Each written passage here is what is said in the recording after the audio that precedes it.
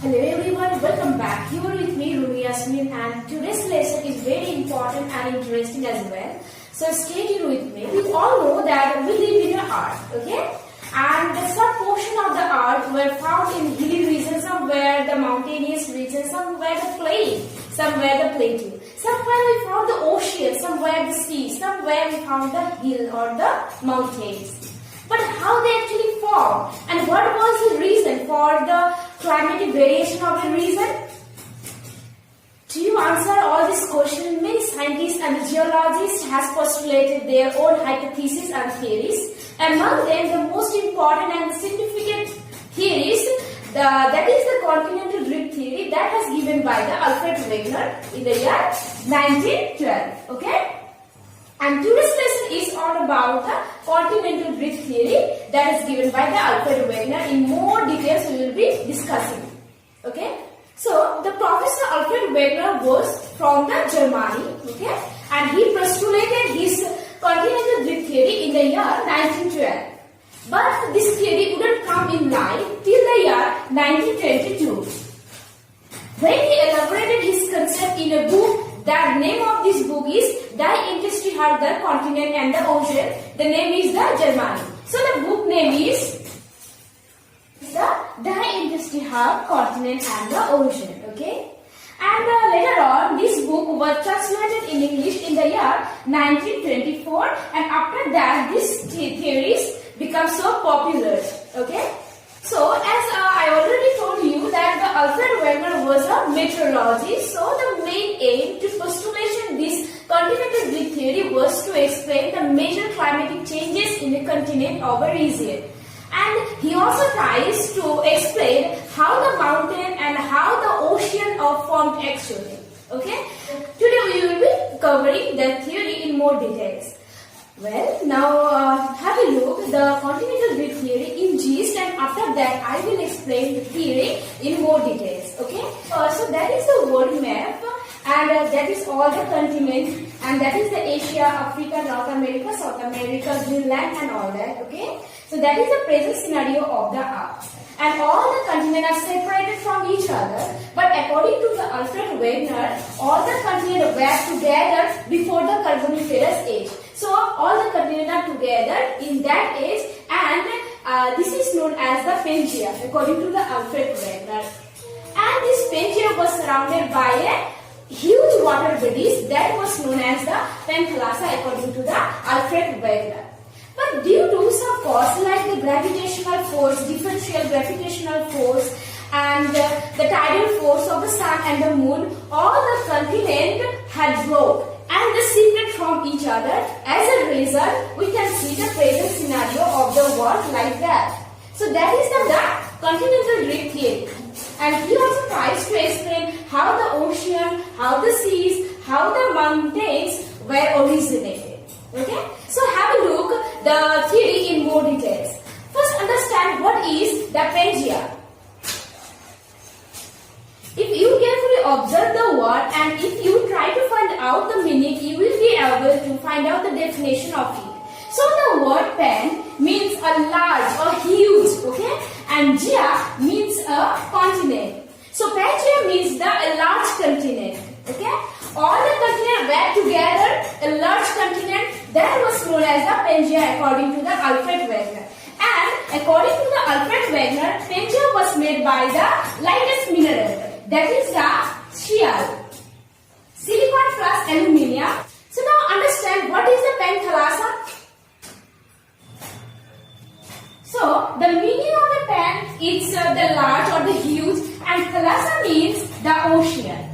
So a large water body is known as the Panthalassa according to the Alfred Wegener, and the Panthalassa was surrounded by the Pangea.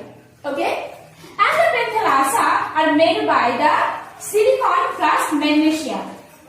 The Sima minerals, so that is the heavier minerals than the shear. Okay? So all the continents were together, so that is our Pangea. So in that Pangea, there are also found a huge water body between the Pangea, and that is the Tethys Sea. And this Tethys has divided the Pangea into two parts. the upper portion and the lower portion. And and the upper portion of the Pangaea is known as the Laurasia, and the lower portion of the Pangaea is known as the Gondwana land. The Laurasia, also known as the Angara land, and the southern part is known as the Gondwana land. So, the Laurasia or the Angara land consisting the North America and the Asia and Europe, and while the South Pangaea, that is the Gondwana land, is consisting the South America and the Africa, Indian Peninsula, Australia, etc. Okay? So, what is the force by which the Pangaea had divided and shifted? According to the Alfred Wegener, he told that the forces that are responsible for the drifting the continent was the differential gravitational force and the tidal force of the sun and the moon. Okay? So I have drawn this world map to make you understand that first stage the world was look like that in the Permian age, and after that 2000 million years ago the world was look like that, and after that this, and after that this, and after that is the present scenario of the earth. I hope you have understood by seeing all the pictures according to the Alfred Wegener part. Okay? So now quickly understand the drifting of the continent according to the Alfred Wegener. So he told that all the continents were together before the Carboniferous era, but due to some reason that I already mentioned, these Pangaea separated from each other. Okay? So that is the upper portion of the Pangaea, the dotted line, the Angara land, and that is the Gondwana land. So, the North America from the Angara land were shifted towards the west, and the South America from the Gondwana land shifted towards the west. As these were concrete together, but after some reason it shifted towards the westward. That's why it created a space, and these space are filled by the water, and as a result, we can see here the Atlantic Ocean. Okay, so that is the Atlantic Ocean. So Atlantic Oceans were originated due to the shifting of the North America and the South America towards the westward, according to the Alfred Wegener. And here was the India, the peninsular India where we all live. As this India were shifted towards the north. So that is the India, it shifted towards the north. That's how it created a space, and this space are filled by the water later on. That's why it created the Indian Ocean. Okay, and the other portion are covered by the huge water that is known as the Pacific Ocean. So the Pacific Ocean, and that is the largest ocean in the world. Okay, so the Alfred Wegener tries to explain how the ocean are built actually. Okay, so now move on the second bullet, that is the how the mountains were formed according to the Alfred Wegener in the light of the Continental Drift theory. Okay, so that is our North America and that is our South America, and according to the Alfred Wegener, these two America were shifted towards the westward. Okay. And these continents are made by the Cl, silicon plus aluminium, and that is the lightest mineral.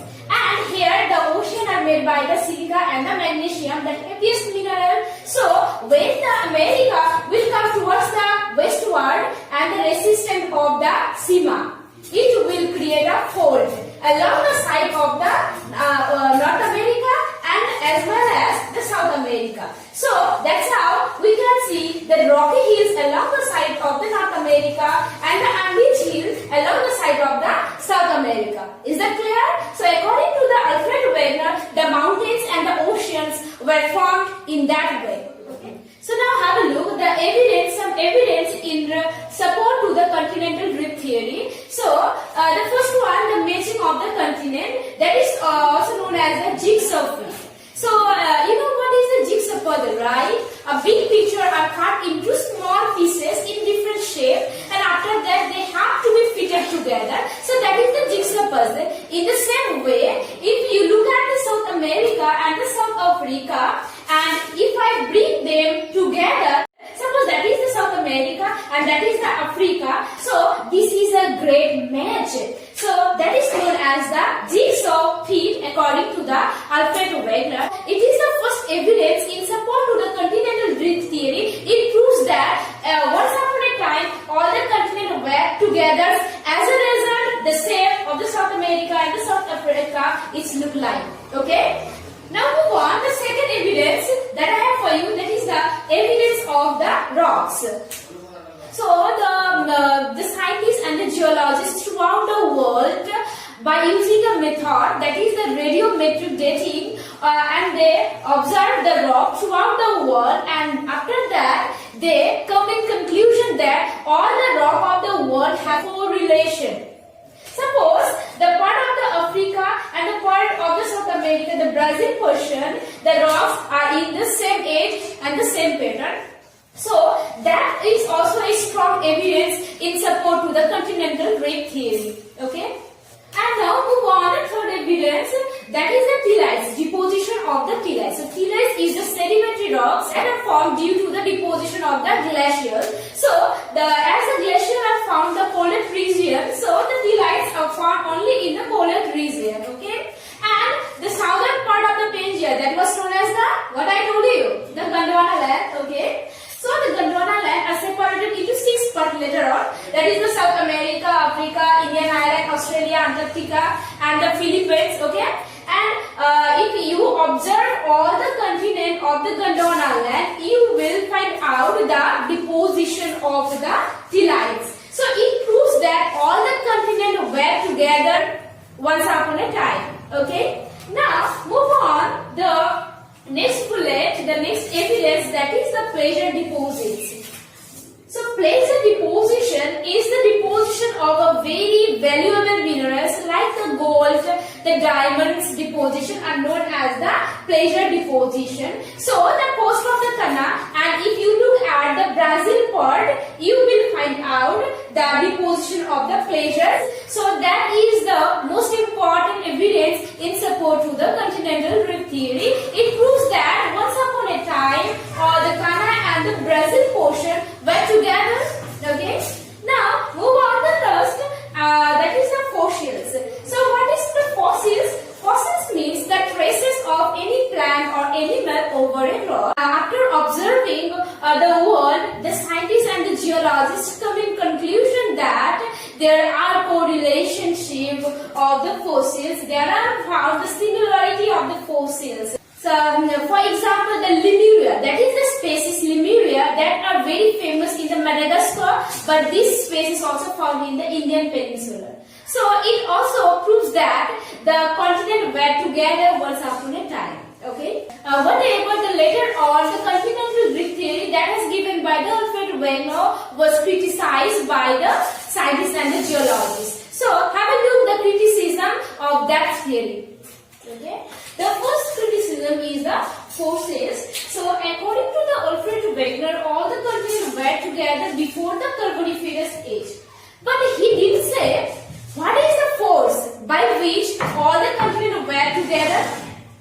He didn't say anything about the forces. Okay. To drift the continent, so efforts, it needs 10,000 millions more powerful, more strong power to drift the continent so effort. But if the force will be like that, then it would stop the rotation of the earth. So that is the impossible. That is the big criticism of that theory. Okay. And the third number, that is the jigsaw feet. Wegener told that the South America and the Africa, if I bring them together, so that is a great match between them. But that is not actually that true, because between them there is also many gaps. But why the gap there, he didn't say anything about that. And then the third, that is the fossils, the evidence of the fossils. He told that the Glaciopteria, that is the species, these types of species are found in Africa, South America, Australia, but recently these species also found in the Kashmir. But why these species are found in the Kashmir? He didn't say anything about that. So that is all about the criticism of the continental drift theory that is given by the various scientists and the geologists. So after considering all the criticism and the evidence, they postulated a new theory, that is the plate tectonic theory, that is very most interesting and the most acceptable theory and the recent theory as well. So we will be discussing the plate tectonic theory in another video. Till then, you take care. Have a great day.